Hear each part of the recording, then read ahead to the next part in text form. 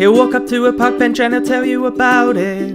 As he sits down on it, then he'll reach into his pocket and he'll pull out a notebook, read a poem from it. Then he'll get up off the park bench and walk away from it. He's the park bench poet.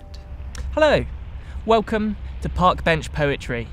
We're here in Cannon Hill Park, and this bench, this table and bench in fact at which I am seated, is the last known surviving bench from the original 16th century Cannon Hill picnic park.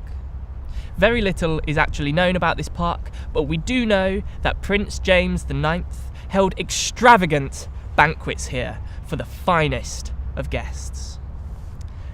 And I happen to have a poem which is somewhat related. This is Barnold, Flouncer. In olden days, those deliberately vague and undefined olden days, worthy party guests were often presented by announcers as they entered.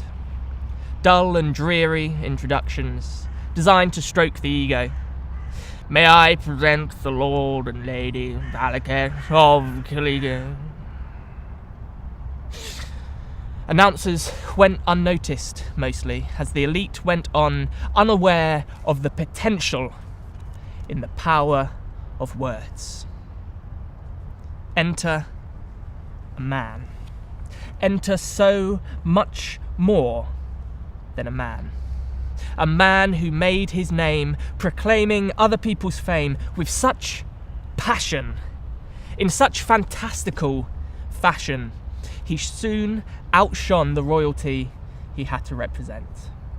Enter Barnold Flouncer, the fabled announcer.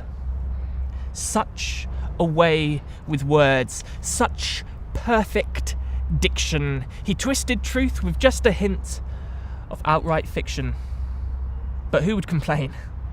Would the Duke of Dorkovy dare to explain that he hadn't single-handedly banished a bandit chief as a naked 9-year-old armed only with the tears of his dead mother?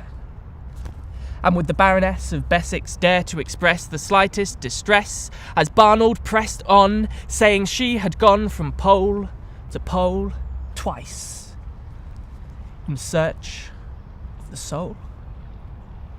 And would the latest debutante really object to Flouncer's projections that she had spent 3 years learning every human language to better find the words to say, I forgive you? No.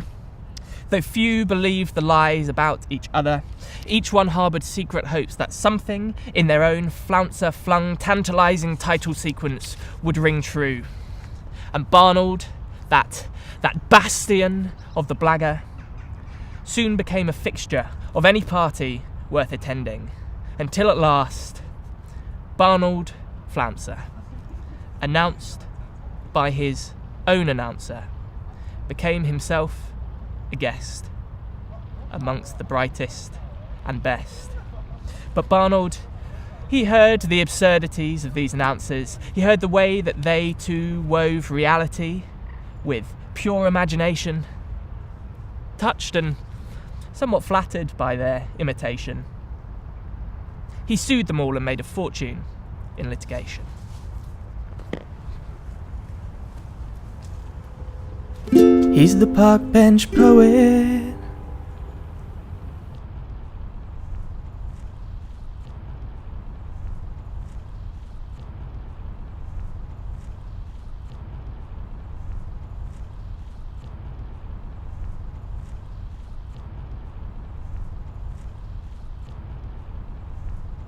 Well, that's it for our Cannon Hill Park season of Park Bench Poetry, but I'll leave you with this.